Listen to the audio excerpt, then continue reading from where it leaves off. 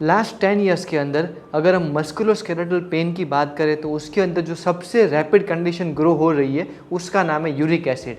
Uric acid के अंदर कई बार लोग कंप्लेन करते हैं कि हमें नी में पेन हो रहा है, हमारे फिंगर्स पे पेन हो रहा है, हमारे हैंड्स और एल्बोज पे पेन हो रहा है। तो ये यूरिक एसिड है क्या, इसके ऊपर आज हमारा पूरा वीडियो है। माइसेल्फ डाइटिशियन गौतम जानी, जहाँ पे मैं आपको डाइट और एक्सरसाइज का रूटीन यूरिक एसिड के दौरान क्या होना चाहता है और एक सैम्पल डाइट और सैम्पल एक्सरसाइज प्लान क्या होता है यूरिक एसिड का, वो बताने वाला हूँ। तो वीडियो लास्ट तक देखिएगा वरना आप काफ़ी सारी चीज़ों को मिस कर देंगे।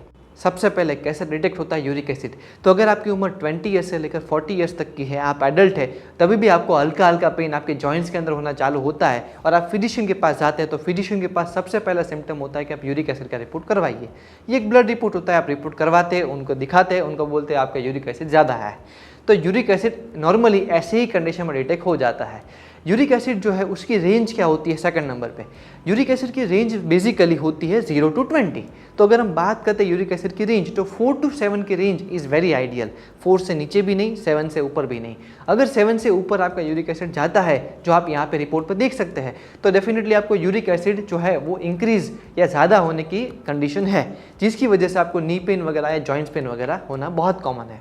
इस रेंज के अंदर अगर आपकी रेंज 7 से ज़्यादा बढ़ जाती है, जैसे कि आपकी 9, 10, 14, 15 या 20 तक पहुंच जाती है, तो इसके बाद वाली एक सीवियर कंडीशन होती है जिनका नाम होता है गाउट।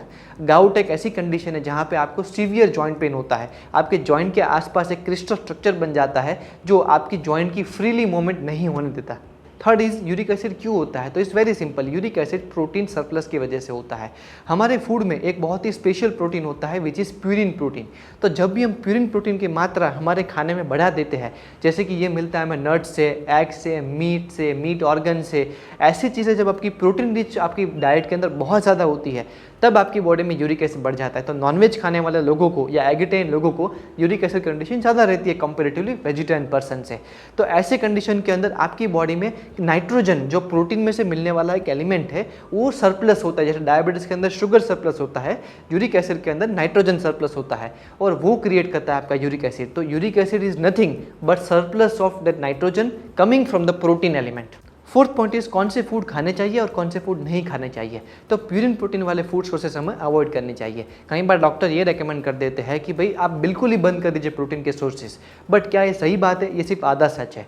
जब आप डॉक्टर के पास जाते हैं तो उनको ये नहीं पता होता कि प्यूरिन प्रोटीन के अलावा भी काफ़ी सारे प्रोटीन के टाइप्स होते हैं जो हमें फूड में से मिलते हैं, तो इसी की वजह से वो प्रोटीन खाने के लिए मना करते हैं। तो वो आधा सच हुआ वहाँ पे। प्रोटीन एक स्ट्रक्चर एलिमेंट है, जब भी आप बॉडी के अंदर प्रोटीन डालते हैं तभी आपकी बॉडी का स्ट्रक्चर जो है वो खड़ा रह पाता है। अगर आप प्रोटीन डालना बंद कर देंगे तो आपकी बॉडी में muscle loss, bone loss, soft tissue damage ये चालू हो जाएगा और ऑस्टियोपोरोसिस, रिकेट्स, आर्थराइटिस या तो आगे चल के आपको कोविस्कर वगैरह जैसे डिजीज वगैरह चालू हो गए। स्पेशली बच्चों के अंदर ये होते हैं और बूढ़ों के अंदर होते हैं। तो प्रोटीन ना लेना इज नॉट अ सॉल्यूशन। तो हमें क्या करना है, प्यूरिन प्रोटीन वाले जो सोर्सेस होते हैं जैसे कि ये हमें मिलता है नट्स में से, आलमंड, वॉलनट, पीनट्स में से। इसके अलावा ये हमें मिलता है डेयरी प्रोडक्ट में से, लेकिन फैटी डेयरी प्रोडक्ट में से, जैसे कि कोई हाई फैट का मिल्क है, हाई फैट पनीर है, वही सारी चीज़ें हमें अवॉइड करनी होगी। इसके अलावा एग में से, एग वाइट में से नहीं लेकिन एग के यॉक में से। तो एग वाइट ले सकते, एग का यॉक नहीं ले सकते आप। तो इस तरह से। इसके बाद चौथा होता है वे प्रोटीन में से, बिकॉज वे प्रोटीन में मिलता है हमें आपको मिल्क में से, ही डेरिवेटिव है इसलिए वे प्रोटीन में से। इसके अलावा पांचवा होता है सी फूड में से, फिश खाते हैं आप, ऑयस्टर खाते हैं, प्रॉन्स खाते हैं, उसमें से हमें ये मिलता है। आपका पांचवा और छठा होता है भाई आप अगर मीट या मीट के ऑर्गन्स लेते हैं, जैसे कि आपने मटन लिया या मटन का ब्रेन लिया, मटन का लिवर लिया, ऐसे ऑर्गन्स जो खाते हैं उनमें से भी आपको डेफिनेटली प्रोटीन मिलता है। तो ऐसे सोर्सेस आपको अवॉइड कर देने हैं। नाउ क्वेश्चन कम्स तो हम खाए क्या प्रोटीन के अंदर? आपने तो सारे सोर्सेस मना कर दिए। तो प्रोटीन हमें काफ़ी सारे और सोर्सेस में से भी मिल जाता है, जैसे कि मैंने कहा एग वाइट में से मिल जाता है, जो एग वाइट में से यॉक निकाल दो तो एग वाइट हो जाता है एग में से। उसके अलावा हमें मिल जाता है वेजिटेबल्स में से, स्पिनिच है, फेनुग्रीक है, ये सारे रिच सोर्सेस होते हैं प्रोटीन के। थर्ड हमें मिल जाता है लो फैट डेयरी प्रोडक्ट से, जैसे कि हमारे पास जो लो फैट डेयरी ताज़ा मिल्क होता है अमूल का, that's a low fat dairy product, तो उससे हमें मिल जाता है। उसके अलावा फ्रूट से मिल जाता है, ग्रीन से मिल जाता है, greens like quinoa, ragi are rich of proteins. तो ये 5 या 6 सोर्सेस मैंने आपको बताया, ऐसे कई सारे सोर्सेस हैं जिससे हमें प्रोटीन मिलता है, सीड से मिलता है। तो ऐसे सोर्सेस आपको लेने हैं आपके डाइट के अंदर, जो आपको हेल्प करेंगे यूरिक एसिड का लेवल्स नीचे रखने में और आपकी बॉडी का स्ट्रक्चर बनाए रखने में। तो ये रहा आपका सिंपल डाइट प्लान। इस सिंपल डाइट प्लान में आप मॉर्निंग ब्रेकफास्ट से लेकर लंच, इवनिंग स्नैक और डिनर सब कुछ देख पा रहे हैं। ये डाइट प्लान का स्क्रीनशॉट ले लीजिए और अपने पास रखिए। यूरिक एसिड के लिए आप यूज़ कर सकते हैं। एक वेज है, एक नॉन वेज है।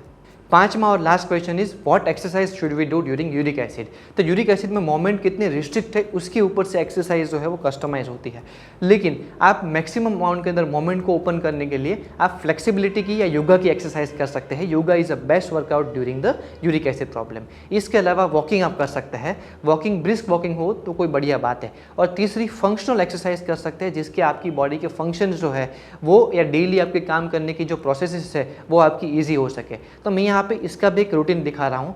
पहले होती है योगा वर्कआउट जिनमें आप ऐसी एक्सरसाइज कर सकते हैं। दूसरी होती है आपकी वॉकिंग एक्सरसाइज जो आप ब्रिस्क वॉक कर सकते हैं 15 से 20 मिनट।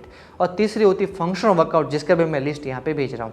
अगर आपको इसके रिगार्डिंग कस्टमाइज डाइट या कस्टमाइज एक्सरसाइज प्लान चाहिए तो आप नीचे दिए गए नंबर पर मुझे कॉल कर सकते हैं। माई सेल्फ डाइटिशियन गौतम जानी, अगेन साइनिंग इट आउट।